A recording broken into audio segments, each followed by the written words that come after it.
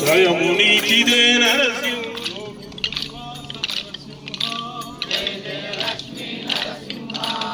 యోగానంద నరసింహ లక్ష్మీ నరసింహ లక్ష్మ స్వరూప నరసింహ లక్ష్మీ నరసింహ ఐశ్వర్యేంద్ర నరసింహ లక్ష్మీ నరసింహ దళిత రామణి నరసింహ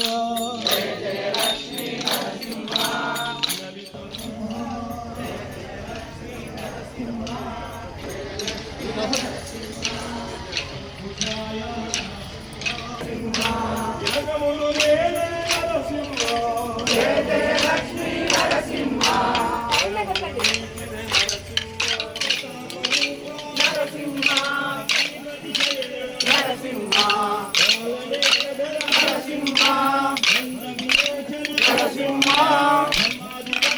నరసింహ నరసింహ నరసింహ నరసింహ భీకర రూప నరసింహ మునిజన పూజిత నరసింహ మోక్ష ప్రదాయక నరసింహ నరసింహ జయ జయ లక్ష్మీ నరసింహ నరసింహ నరసింహ జయ జయ లక్ష్మీ నరసింహ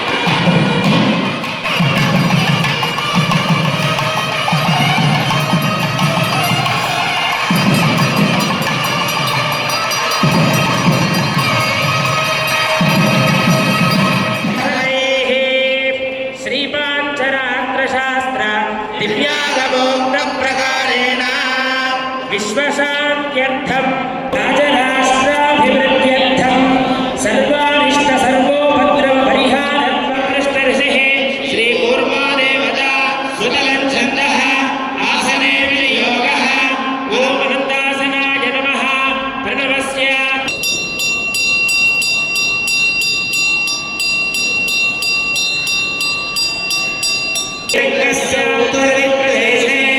श्री कृष्ण भगवद्भागवत आचार्य सन्निधौ अद्य ब्रह्मणः विमुखे किरणमण्डान् दर्शयित्वा ओम धरामृतयाय नमः ओम ह्रीं श्रेषे स्वाहा ओम ह्रौं सुखाय वषडे ओम ह्रैं कवचाय हौं ओम ह्रौं नेत्राभ्यां औषडे ओम ह्रः अस्त्राय फडे प्रत्येकवेदार्थम् अक्षतान् समर्पयामि श्रीमते सुदर्शनाय नमः दिव्यश्री चन्दनं समर्पयामि श्रीमते सुदर्शनाय नमः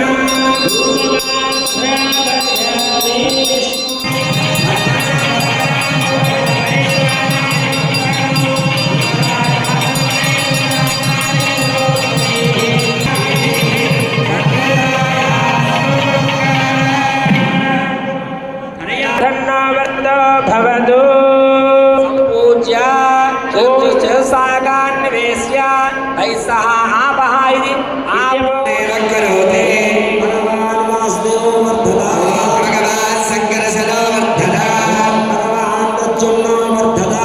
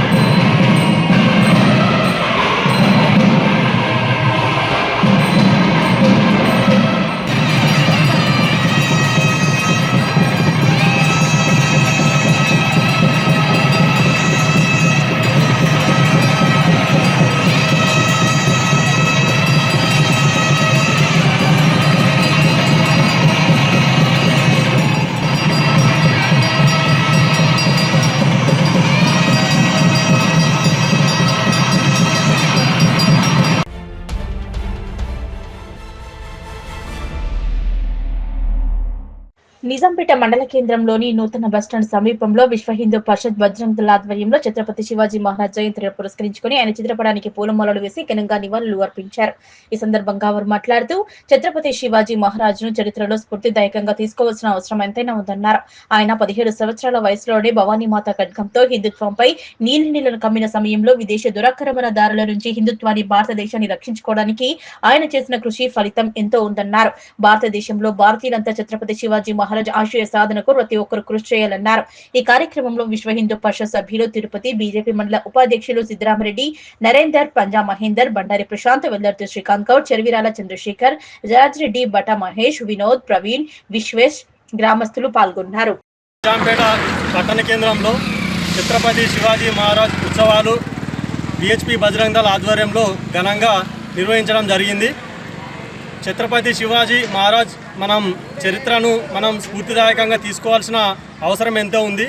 17 సంవత్సరాల వయసులోనే భవానీమాత ఇచ్చిన ఖడ్గంతో హిందుత్వం పైన నీడలు కమ్మిన సమయంలో విదేశీ దురాక్రమణదారుల నుంచి హిందుత్వాన్ని భారతదేశాన్ని సంరక్షించడానికి భవానీమాత ఖడ్గంతో ఎన్నో యుద్ధాలు చేసి హిందుత్వాన్ని ఈరోజు మనం గుడిలోకి వెళ్ళే బొట్టు పెట్టుకునే పరిస్థితిలో ఉన్నామంటే దానికి ప్రథమ కారణం మన ఛత్రపతి శివాజీ మహారాజ్ మాత్రమే. మనం ఈరోజు చాలామంది కుహనా సెక్యులర్వాదులు అని వాదిస్తున్న వాదన సెక్యులరిజం అనేది. ఆ రోజుల్లోనే ఛత్రపతి శివాజీ మహారాజ్ సెక్యులరిజం అంటే హిందుత్వం, హిందుత్వం అంటేనే సెక్యులరిజం అనే విధంగా సెక్యులరిజాన్ని ఇంప్లిమెంట్ చేయడం జరిగింది. ఇతర మతస్థులను చాలామందిని సైన్యంలో అగ్రస్థానాల్లో పోస్టులు ఇచ్చి మరీ నిజమైన సెక్యులరిజం అంటే ఏందనేది, హిందుత్వం అంటే ఏందనేది ఆ రోజు ప్రపంచానికి చెప్పడం జరిగింది. అదేవిధంగా మనం ఈరోజు శివాజీ జయంతిని పురస్కరించుకొని ఆ మహానుభావుని స్ఫూర్తిని, పోరాట పటిమని మనం ఆదర్శంగా తీసుకొని ఇదే విధంగా భారతదేశాన్ని ప్రపంచ దేశాల్లో అగ్రగామిగా నిలిపే క్రమంలో మనం ముందుకెళ్లాలని, ఆయన స్ఫూర్తిని తీసుకొని ఇలాగే ముందుకెళ్లాలని ఈ సందర్భంగా బజరంగ్ దళ నుంచి మనం విజ్ఞప్తి చేస్తున్నాం. జై భవానీ, జై భవానీ, భారత్ మాతా కీ జై, భారత్ మాతా కీ జై.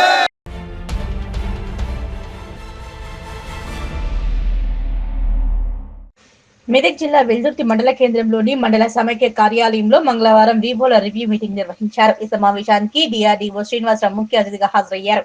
బ్యాంకు లింకేజీ టార్గెట్ పెంచాలని, ఎన్పీఎం 0.5% తగ్గించాలని, శ్రీనిధి టార్గెట్ అచీవ్మెంట్ 130% చేయాలని, ఎన్పీఏ 5% తగ్గించాలని సూచించారు. నా యొక్క ఈ బాధ్యత కార్యక్రమంలో మహిళలు మొక్కలు నాటాలని ఆదేశించారు. ఈ కార్యక్రమంలో శ్రీనిధి, ఆర్ఎం గంగారం, ఏపీఎం శంకరయ్య, సిసిలు సత్యం, యాదగిరి, కిషన్, రజిత, శ్రీనిధి, ఏఎం కరుణాకర్ తదితరులు పాల్గొన్నారు.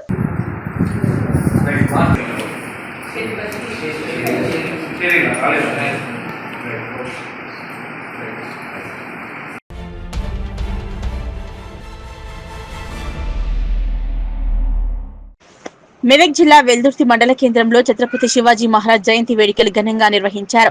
ఛత్రపతి శివాజీ 395వ జయంతి సందర్భంగా స్థానిక యువకులు బైక్ ర్యాలీ నిర్వహించారు. హనుమాన్ దేవాలయం నుంచి ప్రారంభమైన బైక్ ర్యాలీ ప్రభుత్వ పాఠశాల, తహసీల్దార్ కార్యాలయం, బోయినగూడెం, అంగడిపేట, సేరిల్లా, అంబేద్కర్ చౌరస్తా వరకు నిర్వహించారు. పెద్ద ఎత్తున యువకులు ఈ కార్యక్రమంలో పాల్గొన్నారు. అనంతరం ఛత్రపతి శివాజీ చిత్రపటానికి పూలమాలలు వేసి ఘనంగా నివాళులు అర్పించారు. హిందూ సామ్రాజ్య స్థాపన కోసం కృషి చేసిన మహనీయుడు ఛత్రపతి శివాజీ మహారాజ్ అని ఆయనను యువత ఆదర్శంగా తీసుకోవాలని సూచించారు. ఈ కార్యక్రమంలో కోదండ శేఖర్ గౌడ్, చందు నవీన్, తూప్రాన్ ఖానా ధర్మ జాగరణ ప్రముఖ పోచయ్య, గణేష్, రమేష్, పిటి మహేందర్, పవన్, శ్రవణ్ తదితరులు పాల్గొన్నారు. అందరికీ జై శ్రీరామ్.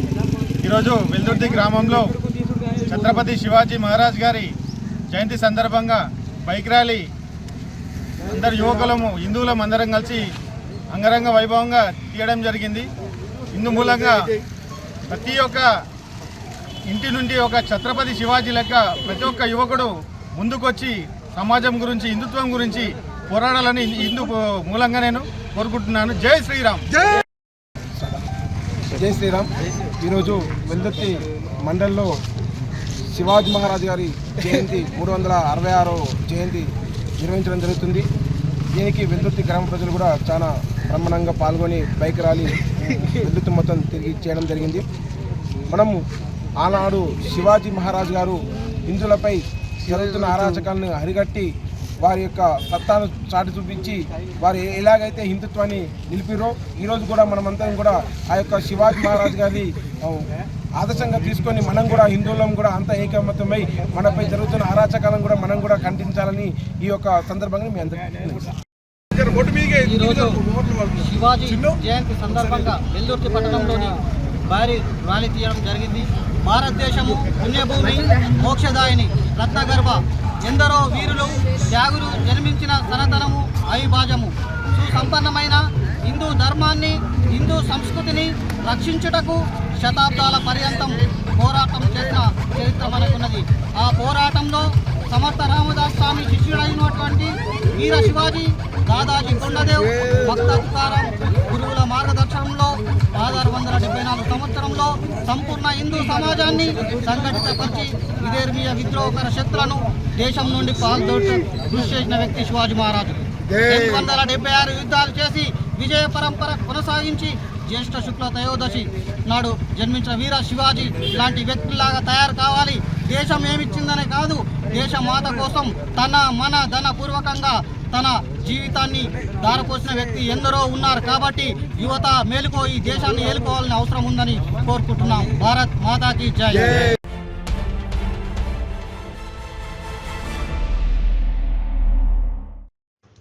హైందవ సామ్రాజ్య స్థాపన ధ్యేయంగా మొఘలాయులను ఎదిరించిన ధీరుడు, ధర్మ రక్షణే తన ప్రాణంగా భావించిన కర్మవీరుడు ఛత్రపతి శివాజీ జయంతి వేడుకలు సిద్దిపేట జిల్లా దౌలతాబాద్ పట్టణ కేంద్రంలో హిందూ యువజన సంఘాల ఆధ్వర్యంలో ఘనంగా నిర్వహించారు.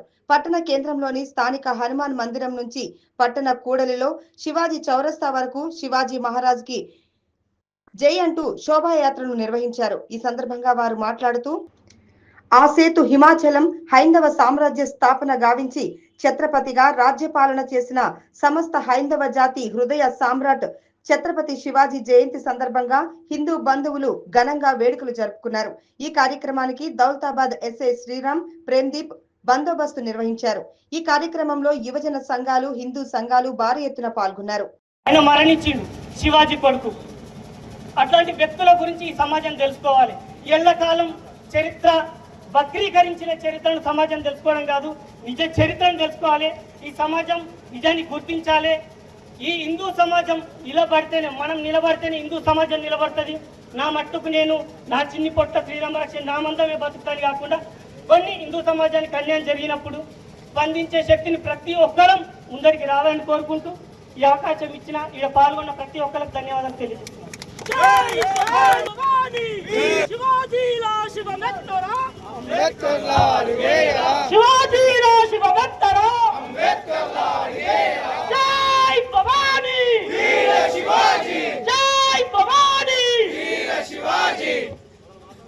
నిజంగా హిందుత్వం మరుగున పడుతుంది. ఈరోజు రజనీకాంత్ చెప్పినట్టు హిందుత్వం మరుగున పడుతుంది. మనకు గొప్ప గొప్ప వ్యక్తులు లేరా అంటే ఈరోజు మన చరిత్ర ఎంత ఘోరం అంటే పార్లమెంట్ మీద దాడి చేసి అఫ్జల్ గురించి చెప్తుంది. అఫ్జల్ గురించి ఔరంగజేబు 17 సార్లు భారతదేశం మీద దండయాత్ర చేసిండని చెప్తుంది. కానీ 17 సార్లు దండయాత్ర చేస్తే నిన్ను ఇంటికి పంపించిన కొడుకోవాలని చెప్పదు. మన చరిత్ర ఎంత ఘోరమో ఈరోజు 17 సార్లు దండయాత్ర చేస్తే భారతదేశాన్ని గడగడలాడించిన ఛత్రపతి శివాజీ మహారాజ్ మన భారతదేశం మీద శివాజీ మహారాజ్ గురించి చెప్పదు. అదే అక్బర్ బీర్బల్ గురించి చెప్తుంది. శ్రీకృష్ణ దేవరాయల్లో తెనాలి రామకృష్ణ గురించి చెప్తుందా? తెనాలి రామకృష్ణ ఒక్క పాఠం గురించి మనకు చెప్పదు. లెసన్స్ మనకు చరిత్ర ఎంత ఘోరం, చరిత్ర ఒకసారి చరిత్ర మాత్రం వక్రీకరించింది. అలాంటి సమయంలో హిందుత్వ మనుగడ కష్టమైన సమయంలో ఒక ఛత్రపతి శివాజీ మహారాజ్ పుట్టిండు. ఆయన పేరు శివాజీ భోస్లే. ఈరోజు ఛత్రపతిగా పట్టాభిషేకం చేసుకుర్రు. ఛత్రపతి శివాజీ ఇవాళ దౌలతాబాద్లో ఉత్సవం జరిగింది జయంతి కాబట్టి గత రాత్రి నుంచి కష్టపడి ఈ కార్యక్రమాన్ని దిగ్విజయం చేయాలని ఈ కార్యక్రమంలో పాల్గొన్న ప్రతి ఒక్కరికి పేరు పేరున ధన్యవాదాలు. ఈ కార్యక్రమానికి నిన్న నుంచి ఛత్రపతి శివాజీ మహారాజ్ కి ఛత్రపతి శివాజీ మహారాజ్ కి ఈరోజు ఛత్రపతి శివాజీ గారి జయంతి సందర్భంగా నేనైతే ఒక విషయం చెప్పాలనుకుంటున్నా. మనం బయట చాలా సంఘటనలు చూస్తున్నాం. కొందరు ఏంటంటే మన గుళ్ళని మన దేవుళ్ళని కూలగొట్టడం జరుగుతుంది. కాబట్టి నేను వాళ్ళందరికీ ఒకటే మాట చెప్పాలనుకుంటున్నా. ఇకపై మీ ఆటలు సాగవు. ప్రతి ఒక్క హిందూ జాగృతమయ్యాడు. మీరు ఉండాలంటే మీ ధర్మానికి కట్టుబడి ఉండండి, లేదా రాజ్యాంగానికి కట్టుబడి ఉండండి. ఇవన్నీ కాదని ఉండాలనుకుంటే ప్రతి ఒక్క యువకుడు ఛత్రపతి శివాజీ లాగా అడుగు ముందుకేయక తప్పదు అని చెప్తున్నా. छत्रपति शिवाजी महाराज की श्री श्री श्री छत्रपति शिवाजी महाराज के श्री श्री श्री छत्रपति शिवाजी महाराज के the king of India Chhatrapati Shivaji महाराज.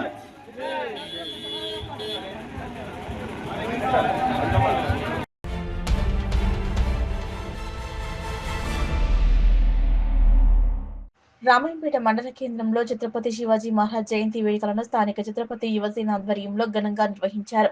ఛత్రపతి శివాజీ మహారాజ్ 395వ జయంతిని పురస్కరించుకొని ఛత్రపతి యువసేన అధ్యక్షుడు కన్నాపురం కృష్ణగౌడ్ ఆధ్వర్యంలో శివాజీ మహారాజ్ విగ్రహానికి పాలాభిషేకం చేశారు. అనంతరం ఛత్రపతి శివాజీ విగ్రహానికి పూలమాలలు వేసి ఘనంగా నివాళులు అర్పించారు. ధ్వజారోహణ కార్యక్రమాన్ని నిర్వహించారు. ఈ సందర్భంగా మాజీ మున్సిపల్ చైర్మన్ పల్లె జితేందర్ గౌడ్ మాట్లాడుతూ ఛత్రపతి శివాజీ యువతకు ఆదర్శప్రాయుడని, యువత ఆయన అడుగుజాడలో నడుస్తూ ఆయన ఆశయ సాధన కోసం కృషి చేయాలన్నారు. ఈ కార్యక్రమంలో మాజీ మున్సిపల్ చైర్మన్ పల్లె జితేందర్ గౌడ్, పిఎస్సిఎస్ చైర్మన్ బాదే చంద్రం, ఛత్రపతి యువసేన సభ్యులు నవాత్ మహేష్, దొమ్మకొండ రాములు, దొమ్మకొండ చిన్న శ్రీనివాస్, బుందుగుల రాజు, ఎస్కే హైమల్, హస్పోద్దీన్, శ్రీకాంత్ సాగర్ తదితరులు పాల్గొన్నారు.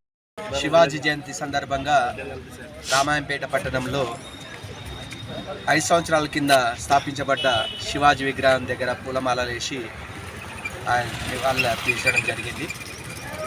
ఈ శివాజీ అనేది యూత్కి ఆదర్శంగా తీసుకోవాలి. ఎందుకంటే ఈ సమాజంలో చెడుదారులు లేకుండా శివాజీ ఆశయాలతో పాటు శివాజీ మార్గంలో నడవాలని యువతకు పిలుపునిస్తున్నాం. జై శివాజీ, జై భవానీ వీర శివాజీ, జై భవానీ వీర శివాజీ, జై భవానీ వీర శివాజీ.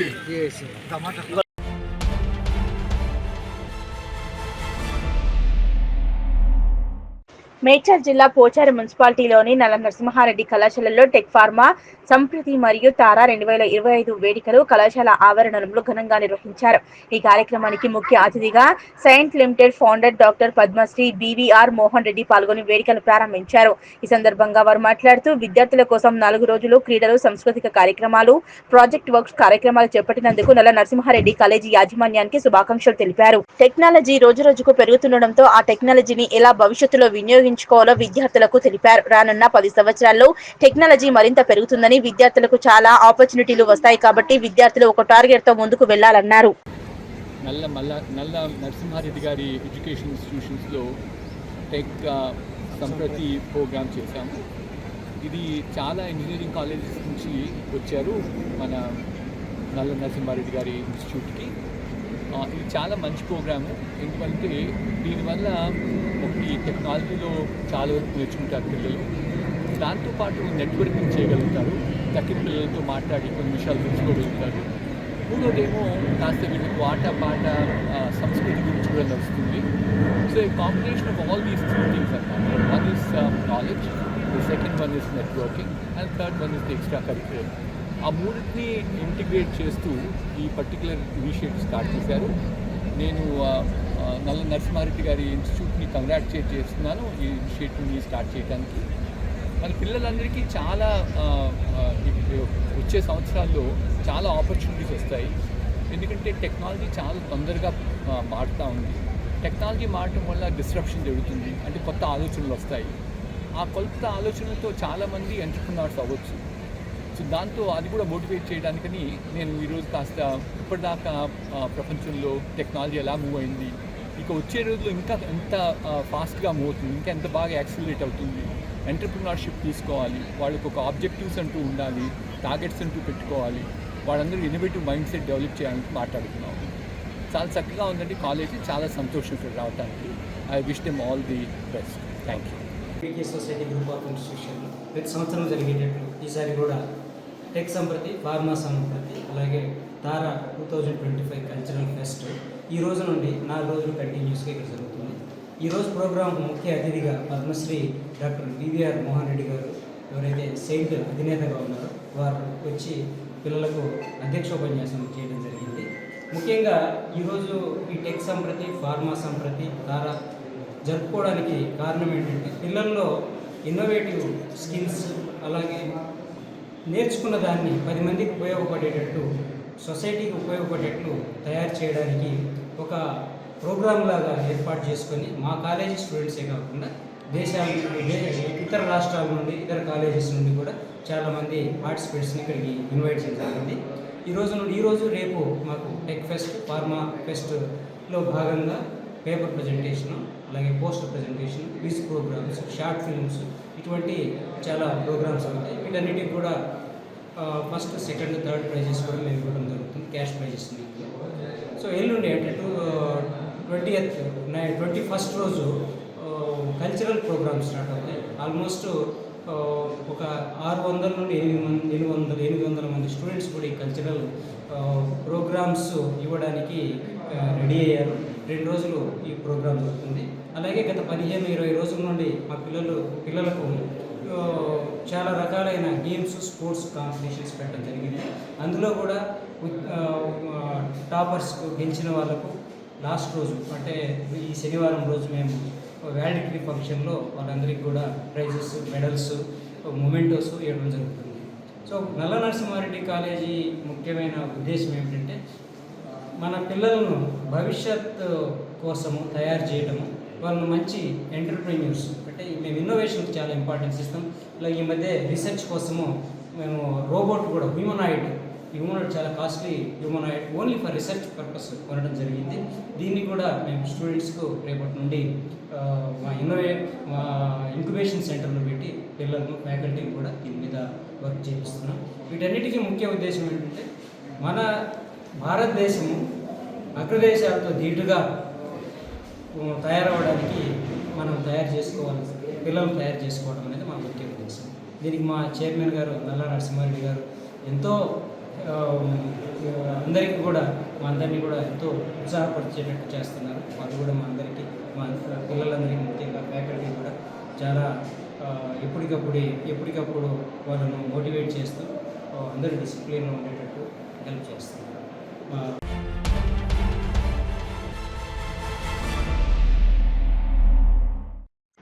6 నెలలుగా ఆసుపత్రిలో వైద్యం చేసుకుంటున్న ఒక వృద్ధురాలి ఫోటో మార్చి గుర్తు తెలియని దుండగులు బ్యాంకులో పెన్షన్ డబ్బులు తీసుకెళ్లిన ఘటన మెదక్ జిల్లా మాసేపేట మండలంలో చోటు చేసుకుంది. బాధితురాలు తెలిపిన వివరాల ప్రకారం గ్రామానికి చెందిన శేషు పెంటమ్మ గత కొన్ని రోజులుగా గాంధీ ఆసుపత్రిలో వైద్యం చేసుకుంటుంది. ఇదే క్రమంలో కొందరు వ్యక్తులు ఆమె పెన్షన్ బుక్ పై ఫోటో మార్చి ప్రతి నెల పెన్షన్ తీసుకెళ్లినట్లు ఆరోపిస్తుంది. ఈ నెల పెన్షన్ కోసం రావడంతో అవినీతి అంశం బయటపడింది. దీంతో బ్యాంక్ అధికారుల చుట్టూ తిరిగినా పట్టించుకోవడం లేదని ఆవేదన వ్యక్తం చేస్తుంది. బుధవారం బ్యాంకు ముందు బైఠాయించి నిరసన తెలిపింది. తనకు న్యాయం చేయాలంటూ ఆవేదన వ్యక్తం చేసింది. ఈ విషయమై బ్యాంకు మేనేజర్ ని సంప్రదించడంతో ఫిర్యాదు చేస్తే విచారణ చేపడతామని, నిందితులను పట్టుకుంటామని తెలిపారు. అయితే బ్యాంకు అధికారుల నిర్లక్ష్యం వల్లనే తనకు అన్యాయం జరిగిందని శేషు పెంటమ్మ ఆరోపిస్తున్నారు. ఉన్నతాధికారులు బ్యాంకు అధికారులపై చర్యలు తీసుకోవాలని డిమాండ్ చేశారు. పానం బాగలేక దవాఖాన్లున్నా ఏడ గాంధీలా నేను 6 నెలలకు రాలేదు. 6 నెలలకు పోయినా నా పింఛన్ వస్తుందని నేను అట్లే ఓపికేవాట. నా పింఛని కాగితం మీది బుక్ ఏంటి ఫోటో తీసేసి ఆటోలో కూర్చొని నేను ముసలిదాన్ని నాకు సాధన అయితే లేదని వేరేటోళ్ళతో కాగితం రాపించుకొని నాకు 12,000 రూపాయలు తీసుకుపోయి సార్. నేను మొన్న 4 రోజులు వస్తే కూడా వేరేటామె కొంచెం పోయిందని చెప్పారు మేనేజర్లు. వస్తే కూడా వీడికి వచ్చినాక అడిగితే కూడా ఇయ్యలేరు వాళ్ళు. అసలు ఇయ్యలేదు. నేను తిరుగుతా ఉన్న 18 రోజులు తిరగబట్టి నేను ఆయన తీసుకున్నా. ఇంకో మేనేజర్ చెప్పిండు, అందరు చెప్పారు, ఎవరు ఇయ్యలేదు. ఇంతవరకు కూడా ఇస్తలేరు 1 రూపాయి. ఇగో వస్తున్నా, తిరుగుతున్నా, పోతున్నా. అన్నం లేదు, ఆగారం లేదు, దిక్కు లేను. పచ్చింది నేను. నాకు ఎవరిక ముందు ఎవరు దిక్కు లేరు. ఇదే పిచ్చిని మీద బతుకుతున్నా నేను. బ్యాంకు వాళ్ళు ఏమంటారు? కేసు పెట్టమంటారు. ఎవరి మీద కేసు పెడతాను? కొంచెం పోయింది, వీళ్ళు ఇచ్చిరు తప్పు, బ్యాంకు వాళ్ళు ఇచ్చింది తప్పు. ఇంకో ఆమె పేరు మీద నువ్వు ఎట్లా ఉంచబోతున్నావు అని వీళ్ళు అడిగేది కాదా? అడిగేదే లేదా? వీళ్ళు అడగలేరు. ఆయన రాసిచ్చిన కొద్దీ తీసుకుపోయి ఇచ్చిర్రు. మరి వీళ్ళ తప్ప?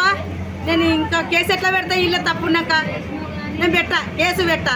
వీళ్ళు నాకు 12,000 రూపాయలు వీళ్ళు ఇవ్వాలి అంతే. నేను కేసు అస్సలు పెట్టాను. ఇది దొంగతనాన జరిగిన కేసు. ఇది బ్యాంకుల దొంగతనాన్ని ఇచ్చిర్రు. పైసలు 12,000 రూపాయలు ఇచ్చిర్రు దొంగతనాన. నాకు వెనక ముందు దిక్కులేరు, ఎవ్వరు లేరు. నాకు రిటర్న్ కంప్లైంట్ ఎటువంటి గురించి రాలేదు. వస్తే దాని మీద మేము ఎంక్వైరీ చేసి ఏ సిబ్బంది తప్పు ఉందో ఆ సిబ్బంది మీద మేము చర్య తీసుకుంటాం. ఎటువంటి అన్యాయం జరగదు. తప్పు చేశారో ఏమో బదులు వేరే వాళ్ళు ఎవరైతే వచ్చారో ఆమె మీద మేము క్రిమినల్ కేసు పెడతాం. మీరే లేదు, ఇంతకు వాయిస్ ఉంది మా దగ్గర. ఏ తప్పు చేసిందో మేము ఎంక్వైరీ చేస్తాం. ఆమె కంప్లైంట్ ఇస్తే మళ్ళీ ఎట్లా ఎంక్వైరీ చేస్తారో? ఆమె కంప్లైంట్ ఇవ్వాలి కదా. ఆమె తీసుకుపోయిందేమో మాకు తెలియదు కదా. కంప్లైంట్ ఇస్తేనే కదా. కంప్లైంట్ ఇవ్వాలి. నీకు ఏమేం జరిగిందో నేను లేను, ఇంటికాడ లేని చూసారు. నేను చెప్తాను సార్, ఇంటికాడ లేని చూసి నా ఇల్లు సంధ్యలు ఉన్నది.